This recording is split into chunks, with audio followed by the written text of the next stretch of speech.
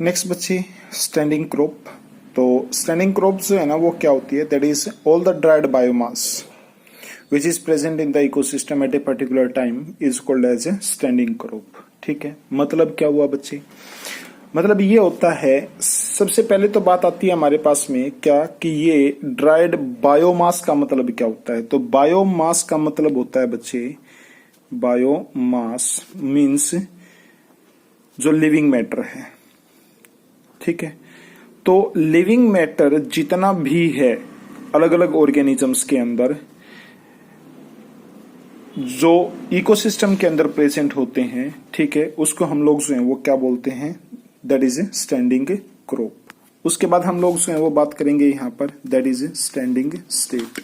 तो standing state क्या होता है बेसिकली यहाँ पर कि जितने भी न्यूट्रिएंट्स जो हैं वो रिक्वायर्ड होते हैं किसी भी ऑर्गेनिज्म की प्रॉपर ग्रोथ के लिए, और ये जो न्यूट्रिएंट्स होते हैं वो कार्बन हो सकता है, मैग्नीशियम हो सकता है, कैल्शियम हो सकता है, अच्छा जी, और फॉस्फोरस हो सकता है, ऑक्सीजन हो सकता है। जब कभी भी ये इकट्ठा हो जाते हैं किसके अंदर, बायोमास के अंदर, ठीक है, अच्छा जी, और वो बायोमास जो स्टैंडिंग क्रॉप के अंदर जो है वो प्रेजेंट होता है, ठीक है, अच्छा जी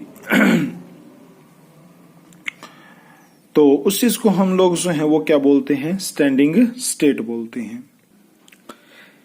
नेक्स्ट बच्चे, ये जो न्यूट्रिएंट्स होते हैं ये हमारे पास में बायोटिक कंपोनेंट के अंदर भी और एबायोटिक कंपोनेंट के अंदर भी, दोनों के अंदर जो है ना वो प्रेजेंट होते हैं। ठीक है, अच्छा जी, इसलिए हम लोग जो है ना वो क्या बात बोलते हैं कि स्टैंडिंग स्टेट बेसिकली जो है ना वो रेफर करता है amount of nutrients in the soil, ठीक है, एट ए गिवन टाइम।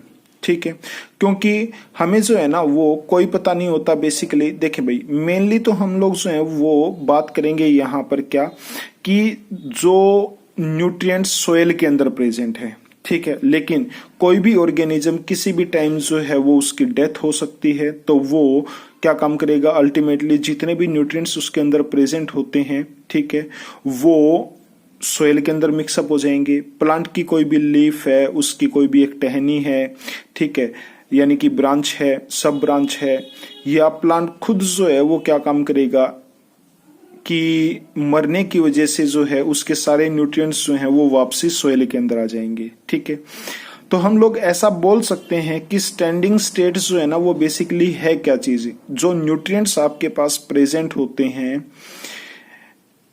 ऑर्गेनिजम्स की ग्रोथ के लिए, और वो न्यूट्रिएंट्स एबायोटिक कंपोनेंट के अंदर प्रेजेंट होते हैं। इनिशियली तो हम बोलेंगे कि सोइल के अंदर प्रेजेंट है, which is itself A abiotic component. ठीक है, अच्छा जी, लेकिन साथ में हम लोग जो है वो ये भी बोल सकते हैं क्या कि लिविंग और नॉन लिविंग दोनों के अंदर जो प्रेजेंट होते हैं, ठीक है, तो that is a standing state. आगे भी नेक्स्ट हम बात करते हैं की एस्पेक्ट्स ऑफ इकोसिस्टम। ठीक है, तो सबसे पहले हम बात करेंगे यहाँ पर प्रोडक्टिविटी। प्रोडक्टिविटी क्या आपके पास में, तो that is rate of biomass formation is called as a productivity.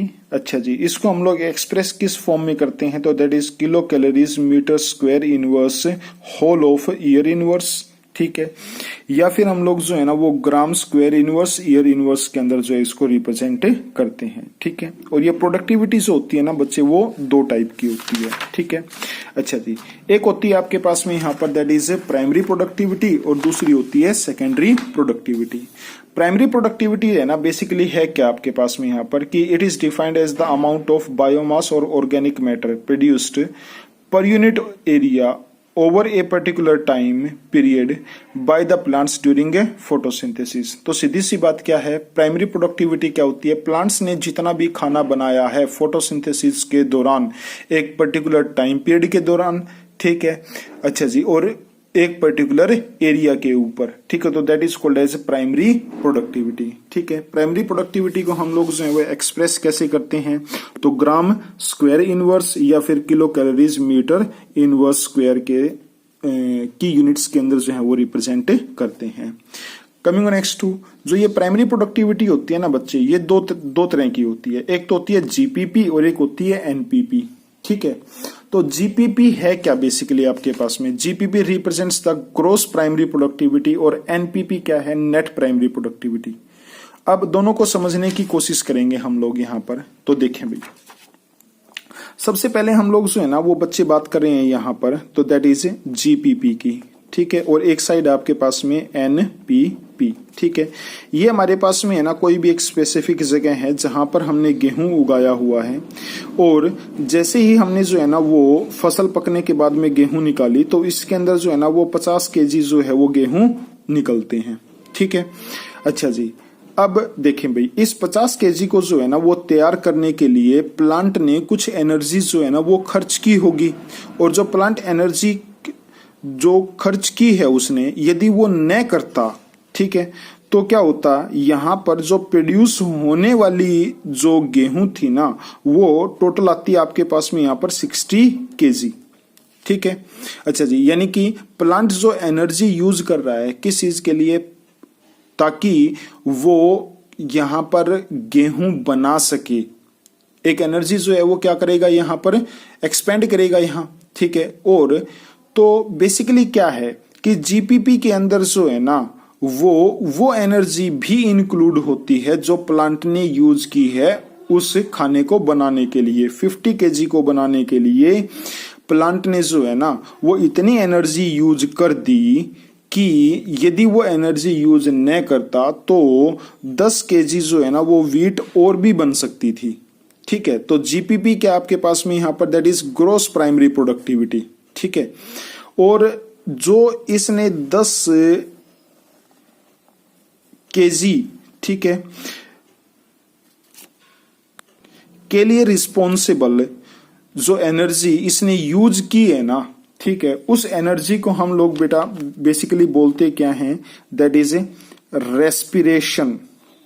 वो एनर्जी जो रेस्पिरेशन के अंदर खर्च हुई है, तो रेस्पिरेटरी एनर्जी भी जो है वो हम लोग इसको बोल सकते हैं, ठीक है। अच्छा जी, अब नेक्स्ट एनपीपी क्या है आपके पास में, तो एनपीपी है that is net primary productivity, ठीक है। अच्छा जी, तो नेट प्राइमरी प्रोडक्टिविटी है क्या आपके पास में यहां पर, तो दैट इज, तो नेट प्राइमरी प्रोडक्टिविटी बेसिकली होती क्या है बच्चे यहाँ पर, that is it is the amount of stored food, ठीक है, और organic matter in the plant tissues after respiration. Hence net productivity is equal to NPP is equal to GPP minus respiration, ठीक है। मतलब सीधी सी बात ये है क्या कि हमारे पास में जो 50 केजी आई थी ना बच्चे, ठीक है। अच्छा जी, तो ग्रॉस प्राइमरी प्रोडक्टिविटी थी हमारे पास में टोटल 60 केजी, ठीक है। और नेट जो है ना वो क्या आपके पास में यहाँ पर 50 केजी, ठीक है। तो gross primary productivity is 60 KG while NPP is 50 KG, ठीक है। नेक्स्ट पॉइंट हमारे पास में डिस्कस करने के लिए क्या कि सेकेंड पॉइंट है, it includes some amount of energy which is used in the measurement of GPP, ठीक है। और यदि इधर बात करें तो हम लोग क्या कि इसके अंदर ऐसी कोई भी एनर्जी जो है वो प्रेजेंट नहीं होती है, ठीक है। नेक्स्ट पॉइंट है हमारे पास में डिस्कस करने के लिए, दैट इज क्या कि जीपीपी के अंदर जो है ना, ठीक है, जीपीपी को हम लोग जो है ना वो ग्रॉस फोटोसिंथेसिस भी बोल सकते हैं, यानी कि जो टोटल फोटोसिंथेसिस हुई है, ठीक है। अच्छा जी, और उस टोटल फोटोसिंथेसिस के अंदर जो एनर्जी यूज हुई है, ठीक है, वो भी जीपीपी के अंदर जो है वो इंक्लूड होगी, ठीक है। लेकिन यदि हम बात करते हैं यहां पर एनपीपी की, ठीक है। अच्छा जी, तो अच्छा उससे पहले यदि हम बात करें तो पूरी जीपीपी जो है ना वो प्लांट यूज नहीं कर सकते, ठीक है, क्योंकि जो 10 केजी जो वीट थी जो और प्रोड्यूस हो सकती थी, ठीक है, यदि प्लांट यूज न करता तो वो तो एनर्जी जो है ना वो हिडन है, जो खर्च हो चुकी है बच्चे, ठीक है। तो क्या होगा कि टोटल जो जीपीपी होती है ना वो प्लांट्स के, वो जो दूसरे ऑर्गेनिजम्स होते हैं, ठीक है, उनके लिए प्रेजेंट नहीं होती है। इसलिए हमने यहां पर क्या लिखा है कि whole of the GPP is not available for consumers. लेकिन एनपीपी की यदि बात करें तो whole of the NPP is available for the consumers, ठीक है। Coming on next to